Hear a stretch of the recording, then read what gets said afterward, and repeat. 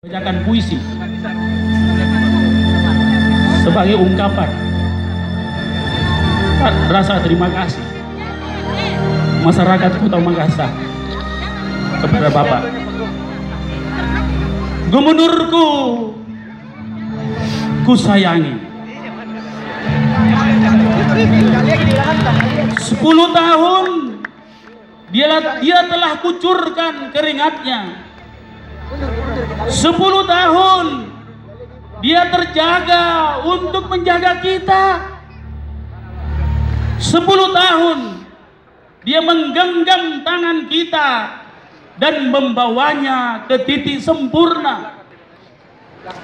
10 tahun dia menjadikan Sulawesi Selatan bertahta di kancah dunia dengan prestasi-prestasi yang luar biasa. Hari ini kita punya Wisma Negara, belum pernah kita bayangkan sebelumnya. Hari ini dan sebentar lagi kita menikmati kereta api yang hanya jadi nyanyian anak kecil sebelumnya. Sulawesi Selatan telah membantu 22 provinsi dalam soal pangan.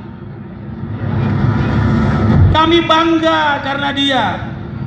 Sayang 10 tahun akan berlalu, tapi dia takkan lekang oleh zaman dan waktu.